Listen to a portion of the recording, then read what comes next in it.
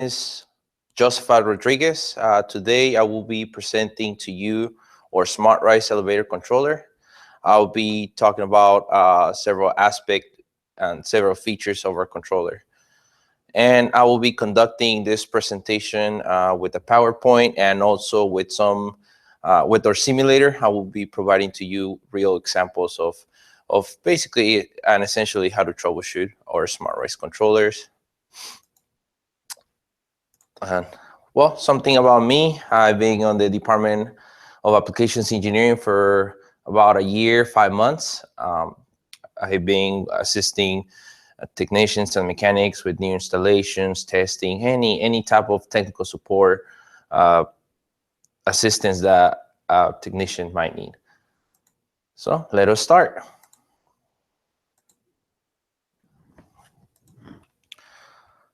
So this is our presentation overview. We will be talking about our controller architecture overview, or 3 types of controllers. I'm just gonna do a quick scan of the prints. I highly believe that the prints are really important when troubleshooting. I will say 50% of the answers are on the prints and the other 50% are on the manual. So I really encourage you to review the prints, and after this presentation, you should have a better understanding of what we show in the prints. I'll be talking about our controller menus, what each menu has, each feature that each menu contains. I'll be talking about tips on how to troubleshoot our controllers. I'll be talking about our manual sections, how to perform some adjustments in our controller. We'll be talking about software upgrades, open items, and at the end, I will conclude with uploading. Well, basically and essentially, I will be concluding with the most common issues that we get here at our technical support department. What we're gonna do this time is, so if you have any questions, please write them down on the chat. Whenever I stop, which I'll probably stop at every other section, I will be answering your questions. So let us start.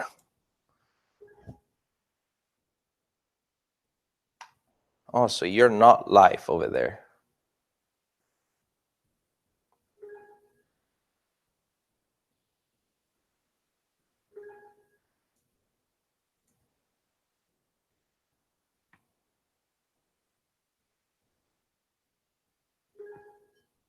So I'm seeing we have some technical issues right now. So please let me know. Brian, please let me know once you get to see the screen and if you're all set.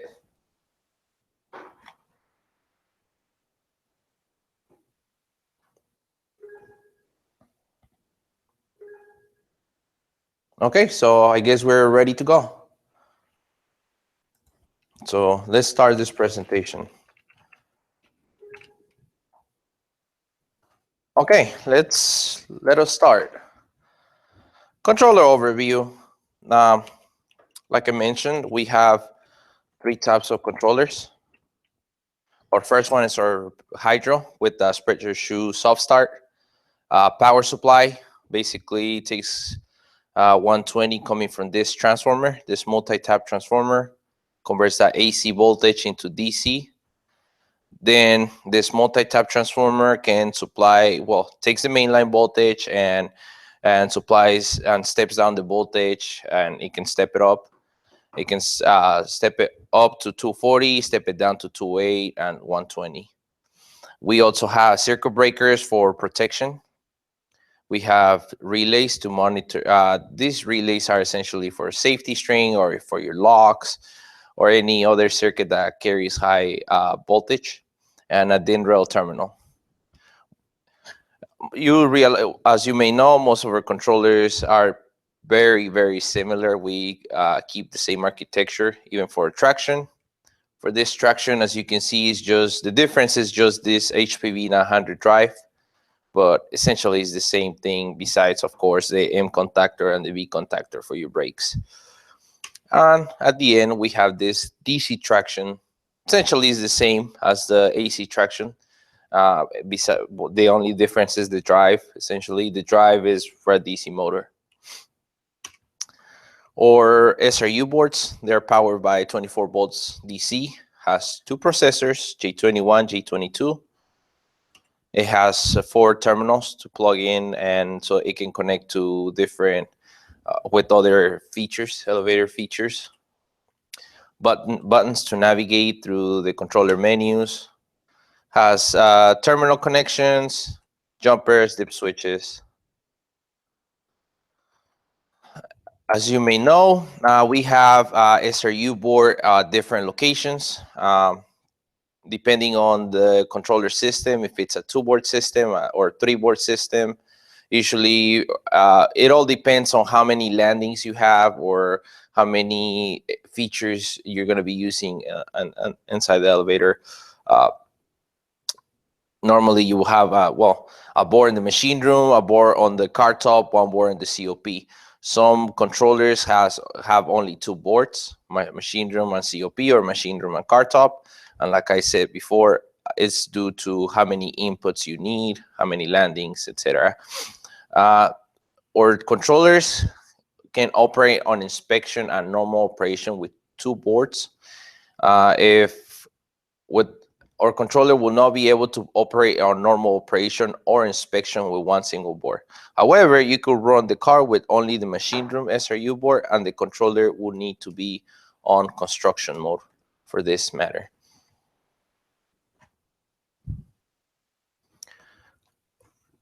We also provide a group dispatcher. This group dispatcher essentially can connect from 2 to 8 cars, can dispatch and send the car that is closer to the haul call. And that's essentially it. Well, of course, it will keep them in group when going into fire or recall or emergency power.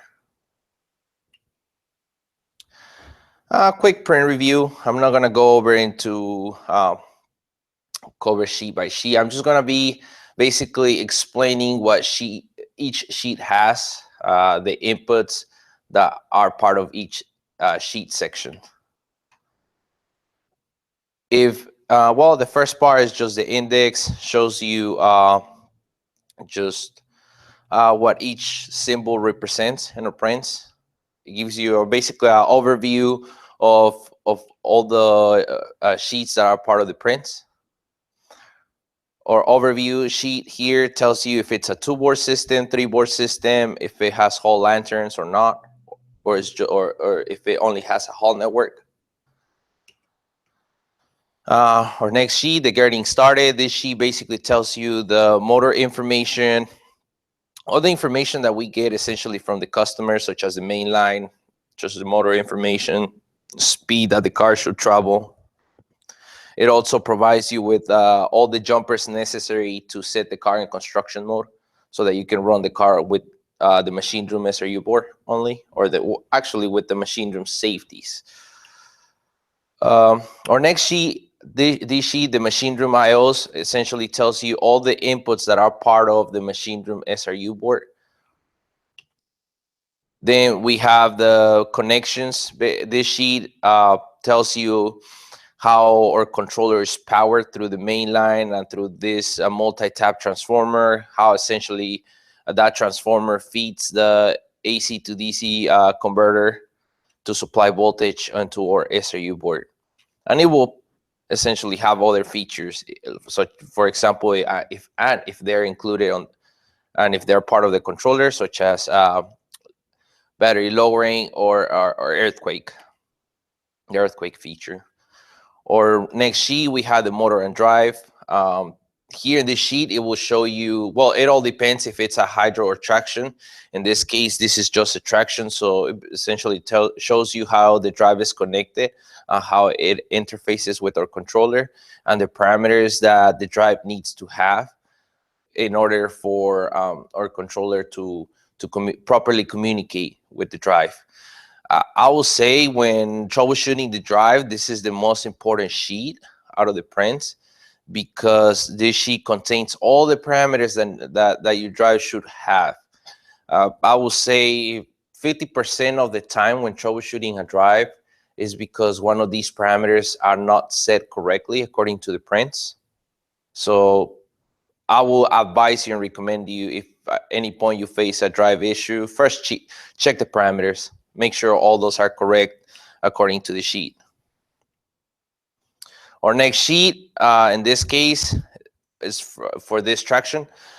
Shows you how our brake, how the contactors for the brake, and how we supply voltages to the brake. Essentially, how our controller controls the machine brakes.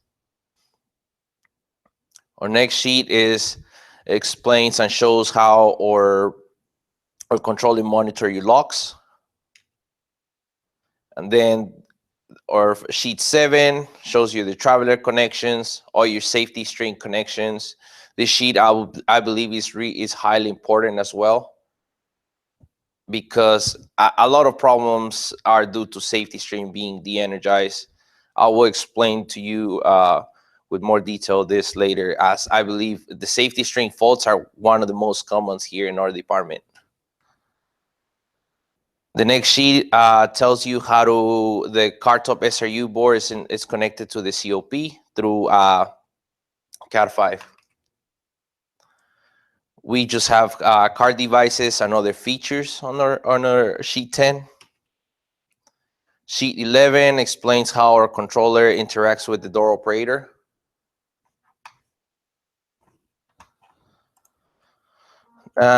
Sheet 12 tells you the dip switches required for your halt network so that each halt board can communicate to our controller.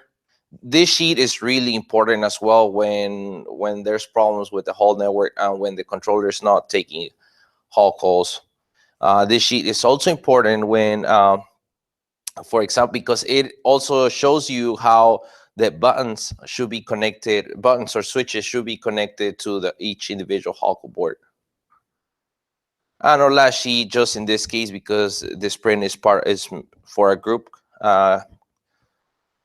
controller, it just shows you how both controllers are connected to both cars, 3 cars, 4, as many as they're part of that group. Like I said, the prints are highly important, so I highly recommend to go over the prints if you have some, and if you want some.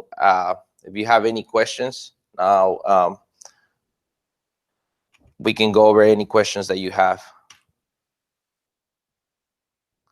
Controller menus. So in this part of the presentation, I'll be walking you through the controller menus here in our simulator. I'll be explaining what each menu has. So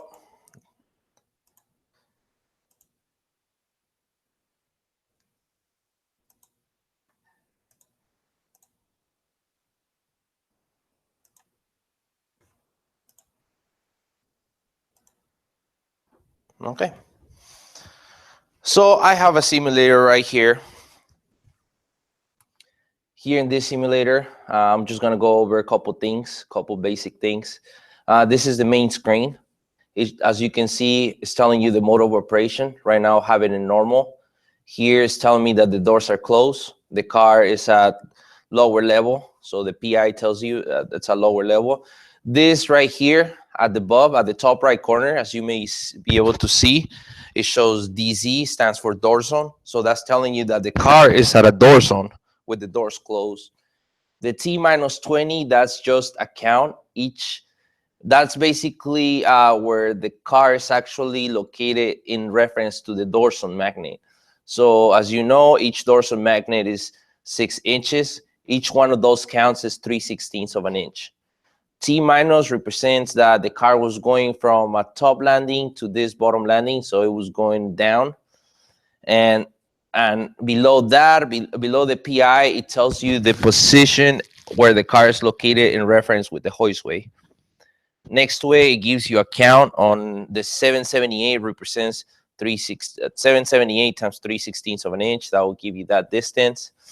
Below the 778 shows you the command. It's telling you that, of course, it's not running. We're commanding 0 speed, and therefore your FPM, your feet per minute, is at 0.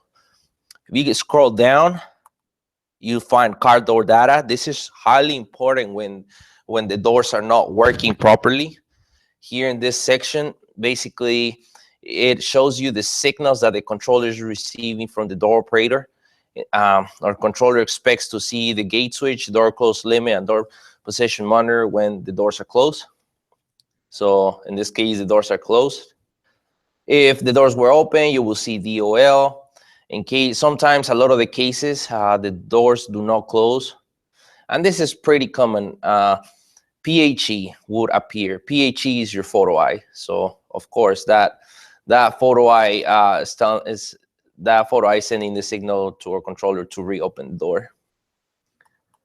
If you keep scrolling down, you see hold door data. Hold door data essentially tells you your hall locks signals: bottom lock, bottom close, middle lock, middle close, top lock, top close. It will show you also the brackets, which tell you the doors that your locks are closed, the position, and the position in reference to the dorsal magnet. If you want to go to the main screen and see the mode of operation, just press the up button, keep going up, and you'll be back to where you started. Now, in order to access through the controller menus, you press the right button, you'll see status. Well, you see main menu, then status, fault, setup, about. Status. I use a lot of status, especially when you try to find out if you have a bad input. If you go to status, you could check a lot of things. You could check, like I said, if an input is good or it's not. You could check so let us start one by one. IOs, input groups. So let's say we want to know about or locks. Let's say we do not know how to get hold door data, just for the sake of this example.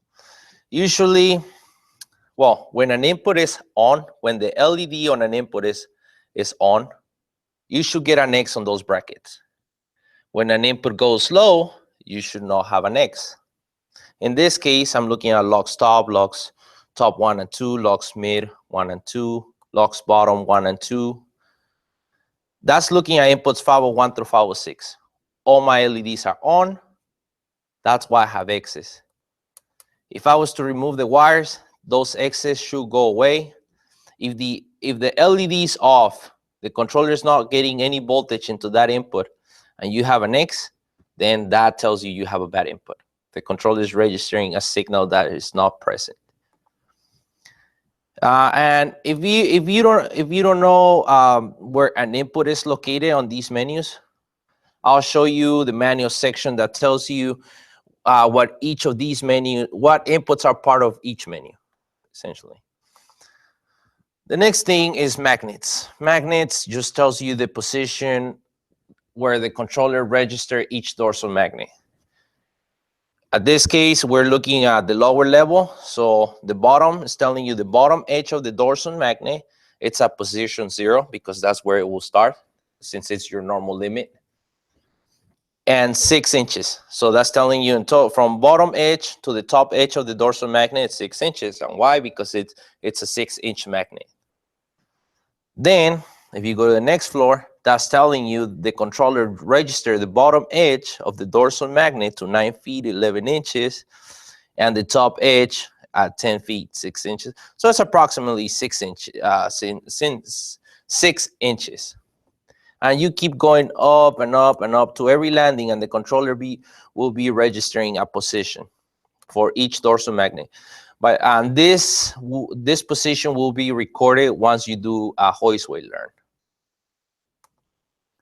Switches. On these switches, here just tells you where your normal terminal slowdown magnets are located, your UET and DET, where the controller registered those magnets. And this Hawkle boards, which is really, really important when detecting problems with the whole network. Let's say the controller is not registering Hawkles. This will be the menu that you should first look at, because it tells you the communication percentage. It tells you the communication percentage of each Hawkle board. In this case, I don't have anything because this is a group setup. controller. But if you had a group, you could do the same on the group. I could go to the group, check the status. I will see where it says on use. I will see the landing R equals. I should see 100%.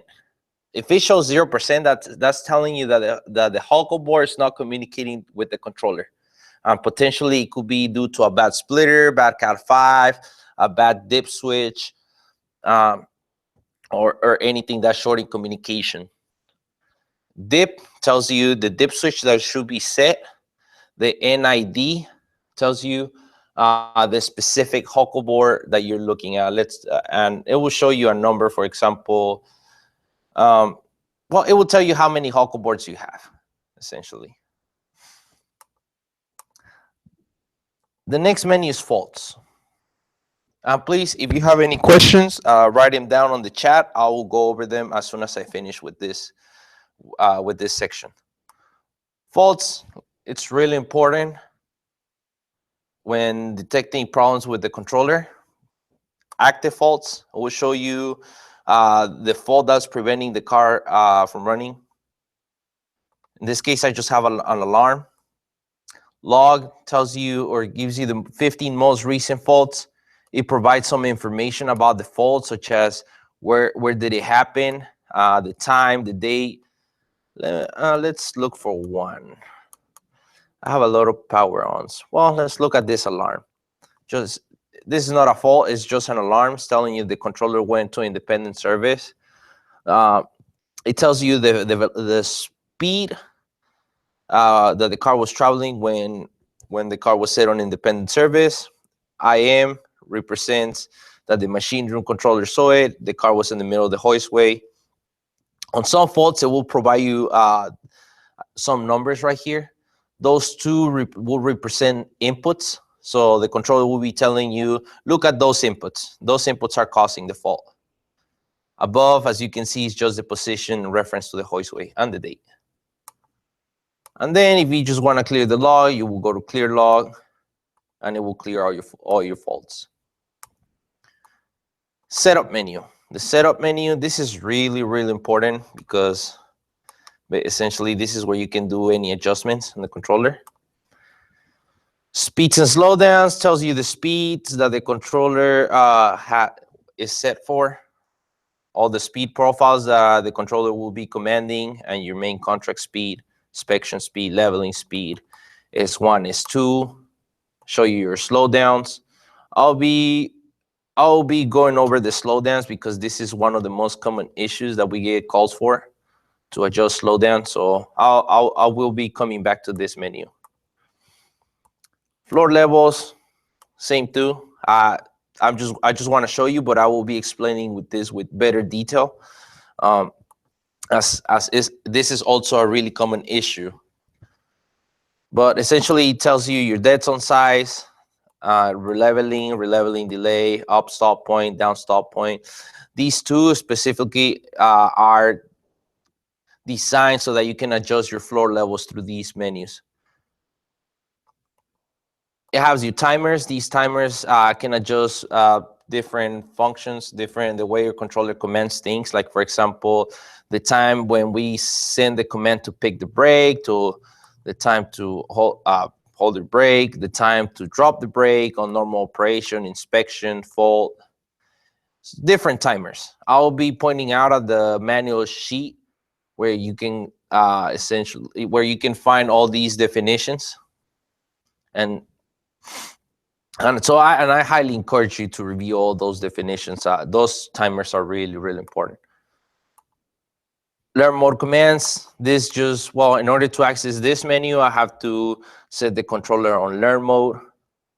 I will be showing how to do that later on, so I will be coming back to that as well. Door setup, you can adjust timers in the controller. This is really, really important too. A lot of customers do not know how to open the door through the controller. I will be showing it right now. So if you're on normal operation, as you can see, you would not be able to open the door through that menu. You need to be on inspection. Let me do a quick example. Setup, door setup, manual, press enter. It does not open the door because I'm on normal. So now I'm gonna go back. I'm gonna set my car on inspection. Inspection machine room, inspection car top, any type of inspection, doesn't matter. Press the right button, setup, door setup, manual open or close, press enter on the manual. You gotta hold it. You're gonna see the brackets. That's telling you the door is open. Nudge to close the door. In this case, this controller is programmed for a manual door, so I'm not able to open it. Close it. Your door dwell times.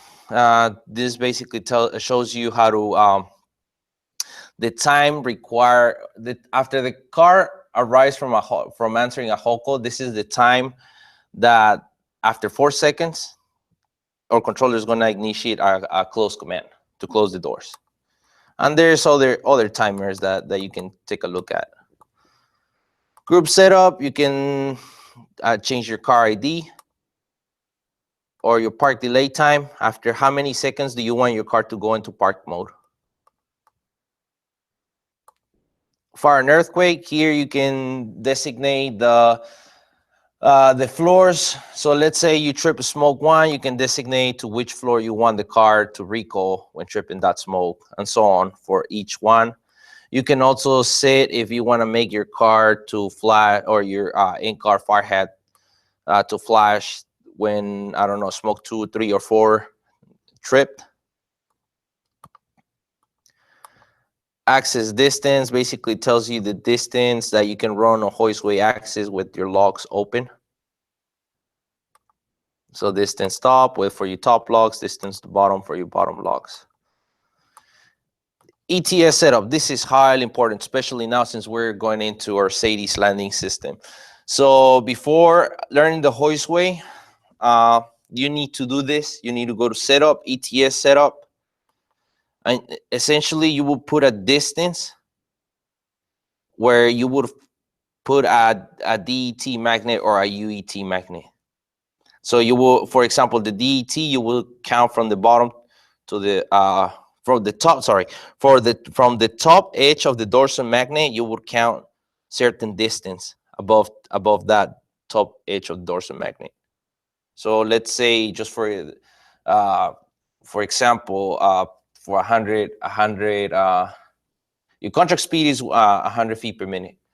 Let's just say we want to set it at 1 foot. So you would start from 6 inches. And let's say for a contract speed of 100 feet per minute, let's say you need to put your DET magnet at 9 inches. So you would add 6 inches plus your 9 inches. You will put 15 inches on that DETS setup.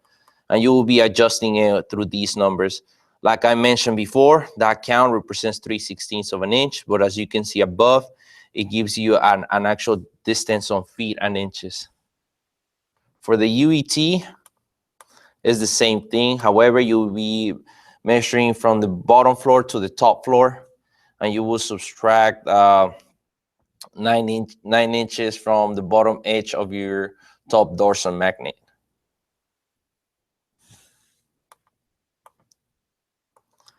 PI levels. Essentially, that's how you can declare how you want your PI to be labeled as. Real-time clock, you can adjust your time and date. Local inputs. I'll be going back to this one since it's also really, really important, and it's one of the most common issues that we get called for when changing an input. As you can see, just for this case, fixed. When it says fixed, that means you cannot change the input because it's a safety-related input. So you wouldn't be able to change it. Outputs, same thing. Tells you all the controller outputs. If it says fixed, you cannot change it. But if the star is on the first menu, on the first column, you can navigate from one output or input through the next. So from 605 to 606 or so on.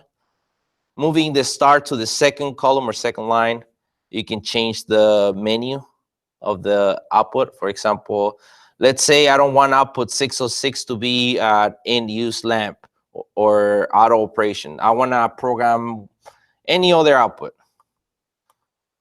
Let's say, well, if you want to delete the output, I'll be going back later. You will move to doors front. or you would just pick any menu that you want to, where you know the output is located at.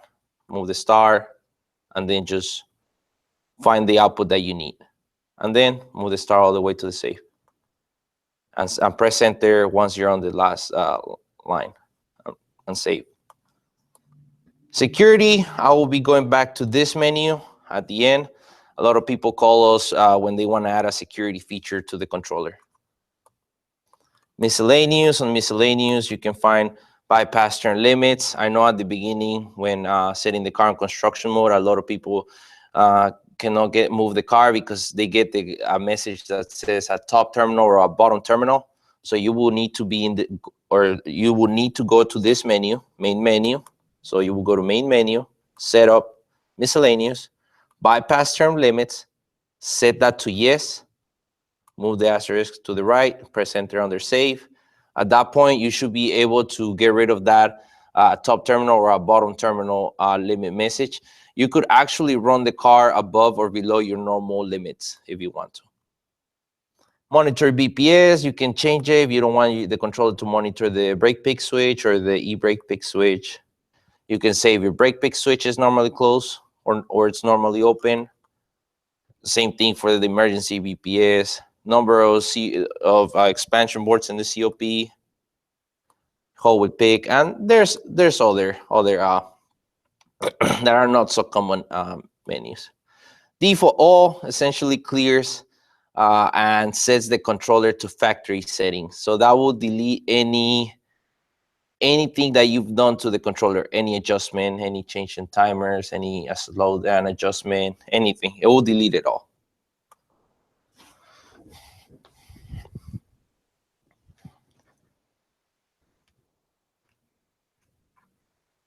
So I see we do not have any questions, so that's good. If you have any questions, like I said, feel free to write them. I'll go over them.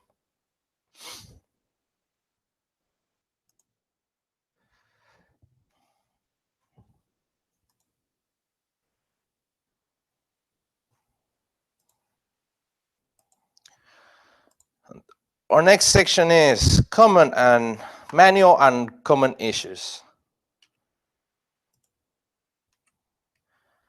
So let's start with sections that are worth mentioning on the manual.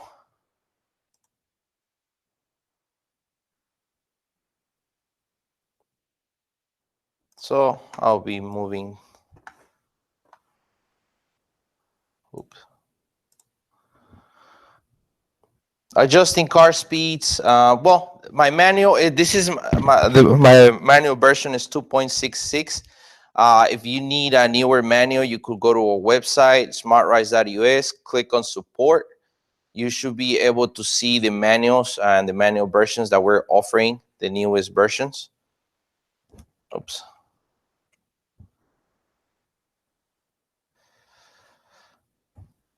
So I believe these are really important, these sections. Like I said, these are really, really common. A lot of customers call us, and all these things can be found on the manual, such as adjusting your car speeds, your slowdowns, adjusting your floor levels, testing procedures for hydros, testing procedures for your tractions, the fault description for all the faults. I'll give you remedies, things to do. Your SRU board input and output programming is also there. It shows you step by step how to program an input and how to get rid of an input. Or manual also talks about how to create your own Cat5s. Let's say for some reason you have a bad Cat5 and you need to make a new one, a new crossover, a new modified Cat5, then our manual will explain you with great detail how to make one. Parameter adjustments. This section is highly important. A lot of customers call us during inspections because certain functions or controllers not operating the way or according to the I don't know, the FAR code, for example. Look at this page. Look at it first. This tells you essentially all the parameters that need to be set per your FAR code. So I will highly encourage you to take a look at all these sections, as this will make your troubleshooting more effective and easier. Most common issues, and a lot of, like I said, a lot of customers call those because of uh, these issues. These are most, I would say, most of our calls are like 70% of these of our calls are because of these issues. Uh, well, when troubleshooting, like I mentioned, the first things that you should do is review the manual, take a look at the fault, take a look at the what it says, the description of the fault and the remedies. Then take a look at the prints. The manual might be tell you that some inputs are causing the controller malfunction. So take a look at those inputs. Review the prints and the manual for the faults. Sometimes when a car is not running, sometimes it's not due to a fault, but sometimes it's the issues related to safety concerns, such as if your door is open or controller will not initiate the signal for the run command signal. We get a lot of encoder faults. Or most of our calls are because of that, because of encoders. And I will say 70% of encoder related issues are due to brakes, because the brakes are not picking. So that's when troubleshooting encoder problems on the drive, it's highly important to check your brakes. Make sure your brakes are picking. Then the next thing I will say, check your encoder wiring. Verify the encoder wiring is according to our manual. And after that, there's other procedures that you could follow through the Magnatech manual or the KEV manual. The remedies and the causes of the fault are well explained on those manuals. Brake issues, well, the brake issues, you could refer to the print pages to take a look at your brake circuitry. And then if everything works out on the brake circuitry in our controller, then of course that might be something related with something mechanical related. Well, opening the car door through the controller, I guess I believe I went ahead of that. So I already explained how to open the door through our controller. I also went over why or how to verify why the controller is not latching a HOCO, but there's one thing that I forgot to mention, and I believe is worth mentioning.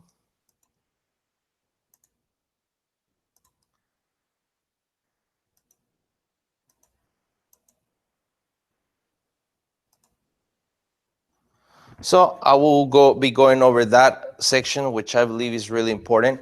So when the controller is not latching a HOCO, like I mentioned, you got to check if the HOCO board has communication percentage, if it shows 100% or not. And then if it's showing 100% or not, right below where it says R equals percentage, it will show, once you press the HOCO button, it will show DB and UB.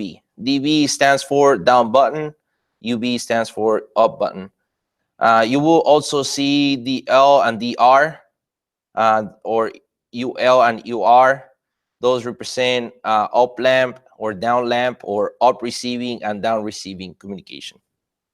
So I believe that's also highly important, because sometimes there will be a miswire issue on the HOCO board. And yes, you're getting communication, but the customer is pressing the button and the controller is not registering the signal, because the wires were set on the wrong terminal, or just the button's not supplying and inducing voltage into the HOCO board. The next thing is our controller is not latching car calls. Well, the first thing I normally check, since that is controlled by inputs, all the car calls are controlled by inputs in the COP or car top, depending on your board system. You could go to status, you will go to IOs, input groups. In this case, it will be car call front. If it's a front door, or if it's a rear car call, then you will go to that. You see button 01 for landing 1, button 02 for landing 2. Like I said, when you press the cargo button, you should see an X on that and those brackets. If you're pressing the cargo button and no X, you have two issues, or two things could be happening. Either when you press a button, that is not sending, that's not supplying voltage into the input terminal, or you're supplying it, but you just have a bad input if there's no X on that box. So those two things could be happening.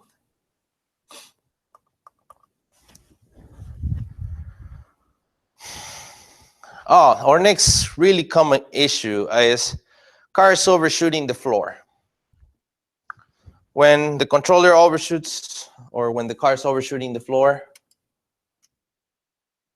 well, I'm just gonna do a quick reset on this.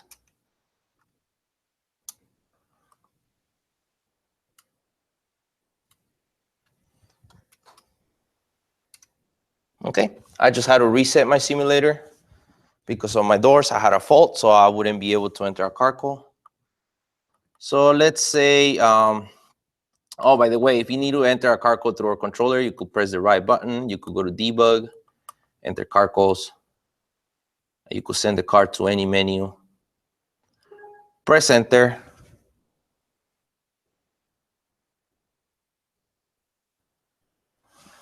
Press enter and you will send the car. So let's say your car overshoots the floor, right? Right now, my car is commanding 200 feet per minute. So that's really important. You need to verify and check the speed parameter that's being used during that run. For tractions, it could be S1 profile, S2 profile, S3 profile. So you got to pay attention to that, to the speed. For example, mine, I have a really long leveling time. So mine is probably the opposite of overshooting the floor. So I would just need to check the speed parameter that matches the commanded speed, which it was 200 feet per minute. So press the right button. So go to main menu, then setup, speeds and slowdowns. You scroll down, you look at your S1, just for example, S1 speed. Oh, it's not that one. So press escape, S2 speed. Oh, okay, it's that one. S2 speed, it was commanded. That was the speed profile during that run. So then I will go to S2 slowdown. O increases the slowdown distance for up and down. Up normals for the up direction. Up NTS is at the normal, well, it's at the top terminals, passing that normal terminal slowdown magnet. Down normal for the down direction, down for down DET, or going on the down to the down normal terminal magnet. So in my case, I'm just gonna do the all because I'm assuming having a long leveling time on both directions. So I would just move my star through the digits, through those digits, and just decrease my slowdown. This is for just in my scenario, I'm just decreasing because I have a long leveling time. If you're overshooting the floor, you will be actually increasing it. So in my case, I'm just gonna decrease it, try to have a less leveling time. So once I adjust it, move the star to below where it shows save, press enter. And it's gonna say saving value. So it's gonna save it. After you done saving, you can just press escape, go to normal, then debug, enter car call. I'm just gonna make it run.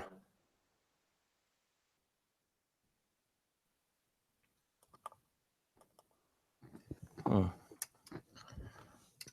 just doing a quick simulator reset because of my doors, but I enter a car call. So my call is latch. I'm going to the floor. I was using the S2 speed profile. As you could see, I decreased my leveling time. So now I had less leveling time. My car got faster to the floor. Also show a CPU reset, please. Well, there's some faults that you're required to do a DIP1A reset, or a hard reset, how we call it here. Also, there's certain things such as if you're stuck on Farface 1, you will need to do either a hard reset, or reset it through the key switch. So how do you do that hard reset? You flip DIP switch 1A on, you're gonna get a CPU 77 stop switch. So if you go to faults and you go to active, CPU stop switch. So press escape, and then just press reset, the reset button. And then, like I said, some faults will clear themselves, some faults will stay latched. Just put it back after the fault is done, it's clear, and just press escape. One of the most common faults that you will need to do a dip 1A reset or a hard reset will be the F140 fault, the e-brake. You need to do a dip 1A reset or a hard reset on the machine room controller. Our next one is car stopping above or below floor level. This is a really, well, adjusting floor levels is pretty common among our calls. There's two ways to do it. One is the too high, too low method. That method, you can only use it if you're on the car top or the COP. If you want to use your up stop point or down stop point, you could do it on any board. The too high, too low method, essentially, if you press the down button, it's going to show you, oh, you're too low, and it's going to give you a distance in feet and inches. It's going to, if you keep pressing the button, you could keep increasing the distance of how low you're relatively from the floor. Or if you press the up button, you could decrease the distance of how high you're in relation to the floor. So let's just do the up stop point just for the sake of this example. I'm just gonna do a quick reset on my simulator. So right now, it's telling me that I'm stopped T minus 20 in relation to the dorsal magnet. So I could go to setup, floor levels, down stop point, because I was going from a top floor to the bottom floor, so I will go to down stop points, and I would adjust that value, the T minus something. So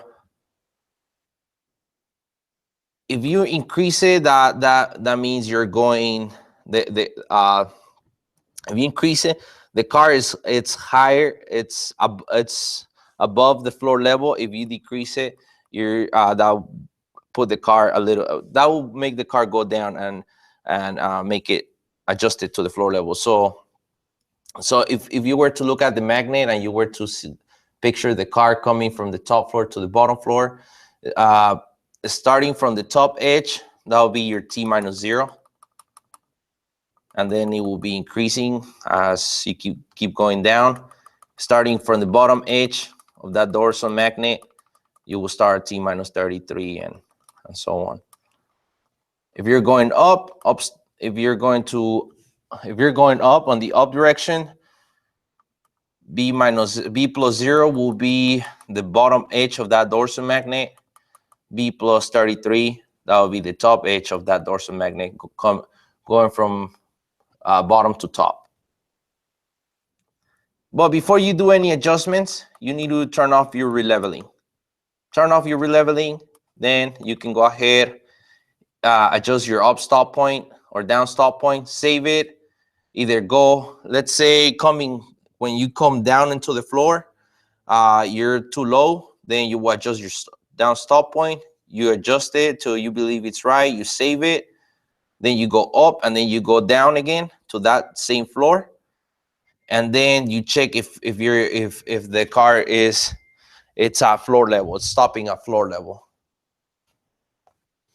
Setting the ETS and learning the NTS on the SATIs, I already covered on how to set the ETS values. So, but I could go over again. Setup, ETS setup, and like I mentioned, you would essentially add a distance where you would, if you were to put a magnet, at what distance will you set that magnet? Like I said, for 200, for example, you need to set the magnet at 9 inches above and below the top dorsal and bottom dorsal magnet. So you will say your UET value at 9 inches above your bottom dorsal magnet, and you will start So basically the bottom edge of your dorsal magnet will be 0 inches and 0 feet.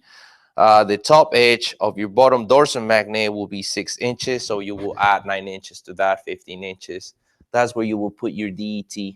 Your UET, you will go same thing, setup, UETS setup. You essentially when a customer purchases the controller from us, they should have all the hoistway length. I believe you measure it. You provide us with that information. I usually get that information from the EDF file, and I just do my calculations based on that information. So basically, you will start from that bottom edge of the top dorsal magnet. You will subtract 9 inches to that distance, and then that's where you will set your UET. Let's say, for the sake of this example, you measure your hoistway, right?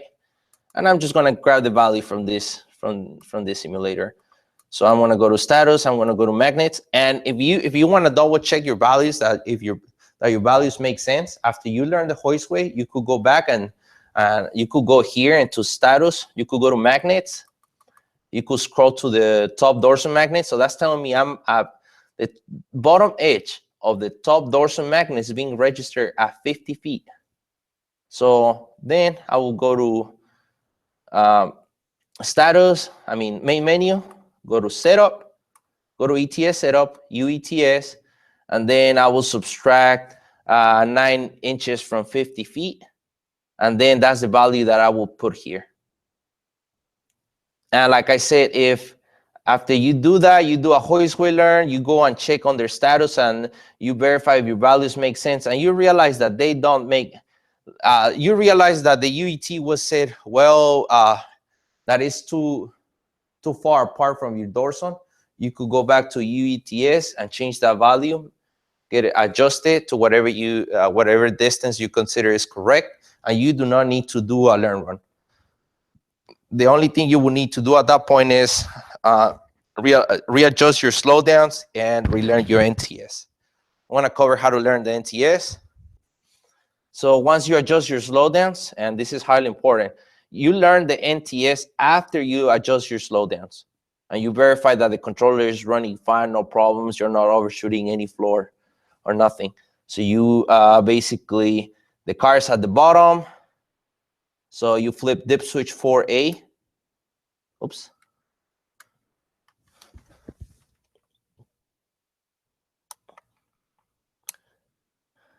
Well, let's close my doors. So I have 4A on.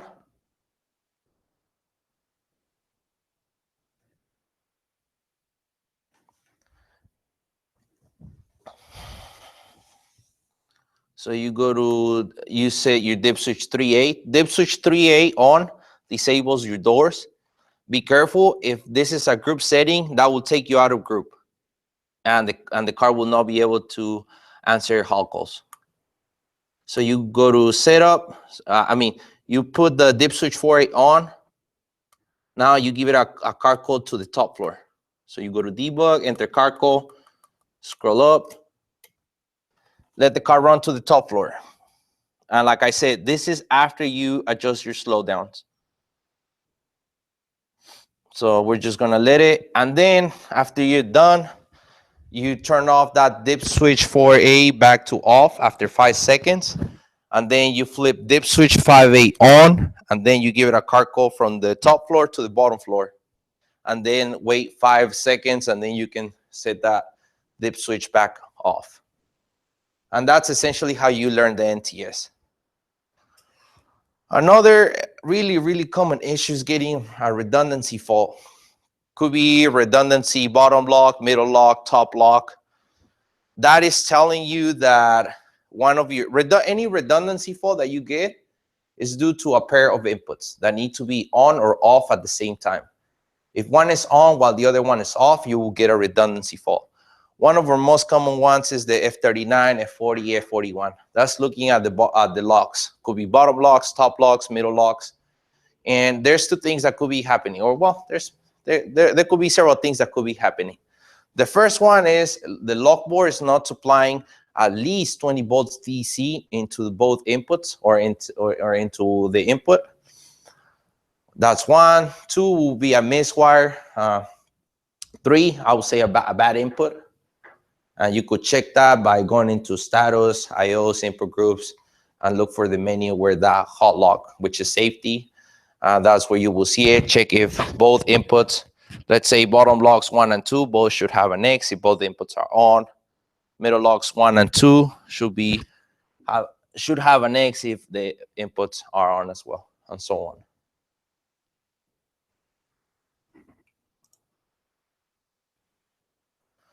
EDF forms and engineering data forms are not always 100% correct. Distances must be verified during adjustment. That is correct. Like I said, I usually highly advise customers to go, after they set the ETS, they perform a learn run. I highly advise them to go into status, magnets, and then check and make sure if your UETS and DETS values that were set make sense in relation to where the controller registered the doors on magnets.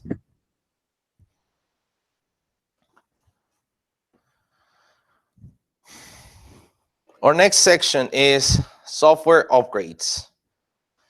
Well, essentially, software upgrades are only required when there's an open item, you want to add a feature to the controller.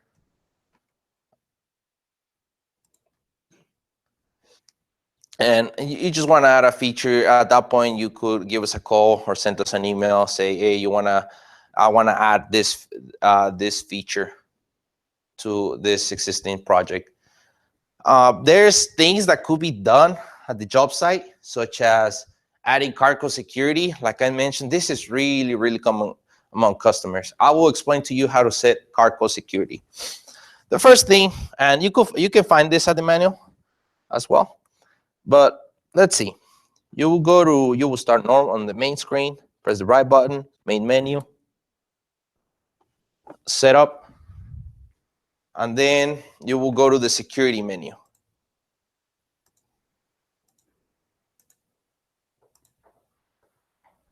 Oops. Okay. So you will go to main menu, setup, security, enable CC lockout. You turn that to yes. Move the start to below where it shows save, press enter, and you save that. So that essentially what it does is make the controller is expecting to see an input for your card reader, which the input will be described as CC enable. Now that you turn that on, you gotta go to setup and security and create that input. Go to setup, security, find any input that says unused. By the way, sometimes if the security menu is not here in the machine room, you will need to look for it on the card top, and that's due to memory related concerns. So you will go to setup, local inputs, find any unused input. You could do it. You could create the input on any board, machine room, card top, or COP. Don't matter. I would say it's more convenient to have it at the COP, but that all depends. So once you're on the local inputs, you move the star to the second column. As you can see, this input shows unused. You scroll up.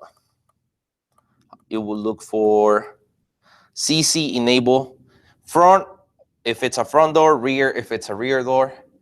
You will go to key 01 if it's for landing 1, key 02 for landing 2, and so on.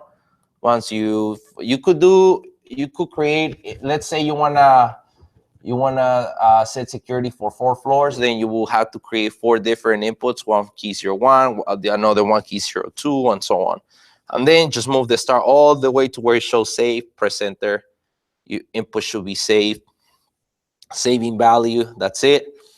After that, you will go back, setup, security, scroll down, look for per floor options, select a floor. What floor do you want to be locked out? Let's say I want the lower level. Press the right button. If you want it 24/7, if you want your security, if you want that floor to be locked out 24/7, and you only want people who have a specific key or fob or whatever, so then you will go to floor. You will turn that to yes, and After that, you save it, setup, floor levels, yes, move the start to the right, press enter, you save it, and your security is enabled. We have other ways to do it. We have time if you want it, if you want to set time schedules. If you want access codes, you can set your own access code, whatever you want. However, it does not need to be the default value, otherwise it will not be set. And this is for both front and rear. And that's it. That's how you create Carco security.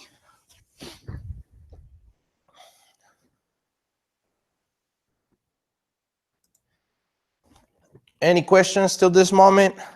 Anything you want me to go over?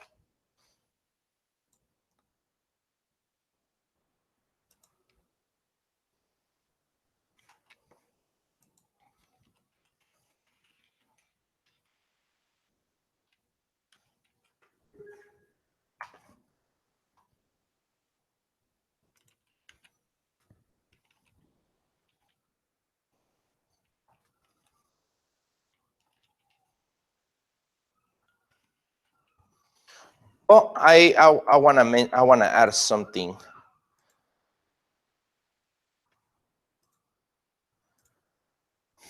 A lot of the times, the way we send, well, for the most part, we send software or open items to the customers through a link. We will send the material through a link. So here's my link for my example. I'm gonna download this zip folder. A lot of people have told me that their computer freaks out. It shows that it's a virus. It's not a virus. SmartRise does not provide viruses. It's just your antivirus, and you got to give it give it permission. So this folder will have that zip folder is going to have all your files. It's going to have your controller software, your controller prints. It'll have essentially everything, everything that should be included on the disk. Oops.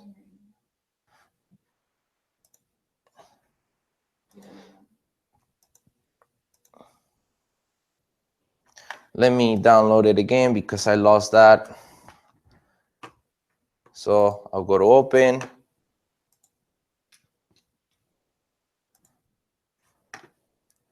Allow. It's right here. So like I said before, it has everything. Your software is right here. Debug adapter, prints, etc.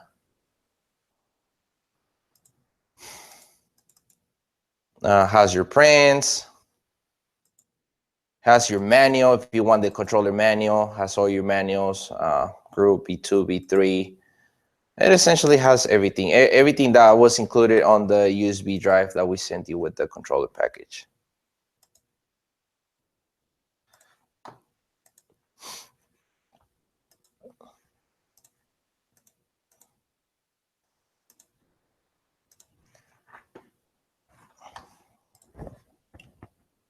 Any questions? Anything you would like me to go over?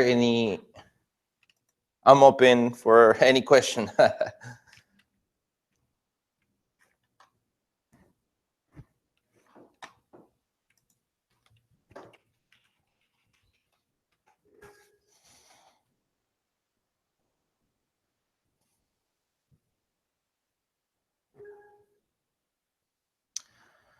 The CXN board. Well, the CXN board is basically what we did there is that board has a valve board, has a lock board. It has all the safety relays combined in one single board. Essentially, is the same thing. We just minimize some components, but it's the same logic. It has an SF1 relay, SF2 relay. It has a hot logs for and it feeds the same inputs, 501 to 506. It feeds the same. It's essentially the same thing, but just one single board with all the components combined.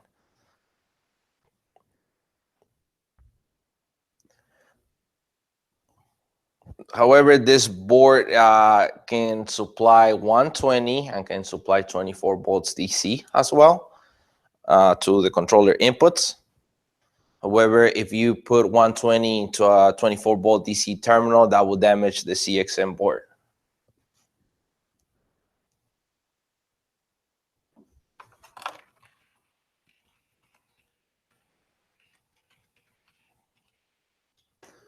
Did I answer your question?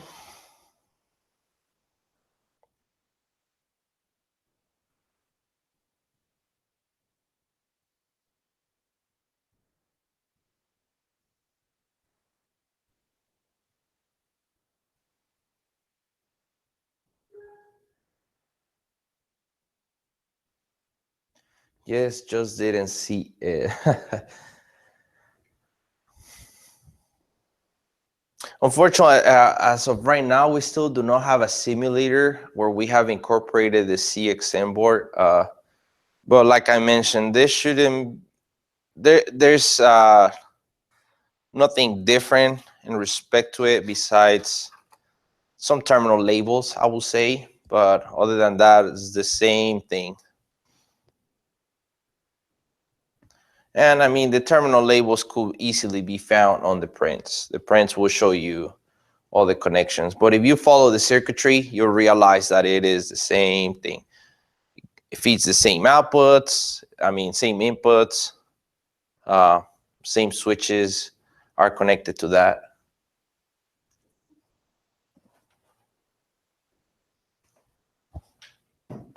And by the way, this board, it's universal, could be used on a hydro, could be used on a traction, can be used on a V2 or V3 controller.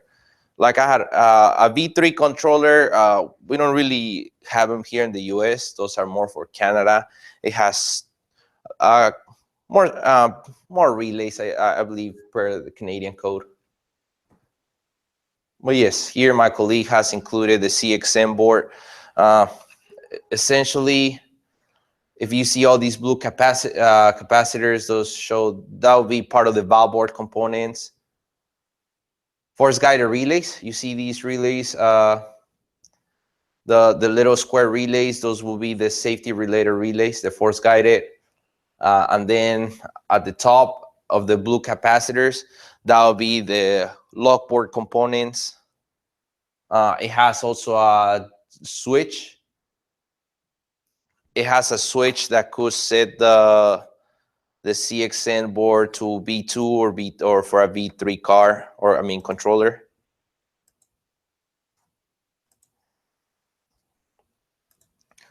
Other than that, yeah, it's the same thing.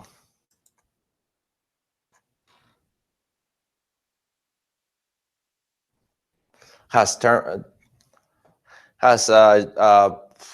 fuses. Those fuses are highly important. Those fuses feed the M24 connections, and then those go back to the safety string relays. They act as a small conductor to pass DC voltage into some of those force guided relay contacts.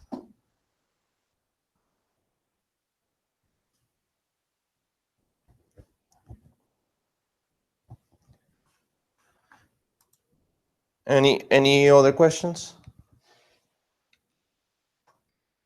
Well, if we don't have any other further questions, I would like to conclude this training. I hope you enjoyed it, and I hope you learned something from this. I believe it's mutually beneficial for all of us to to have some knowledge of our controller. But if you still have any questions, concerns, you want to talk to me, you can call me. If I'm busy, I'll give you a call back myself. If you really want to speak to me, I'm open for any suggestions as well. So thank you all that attending this training. I hope you enjoyed it.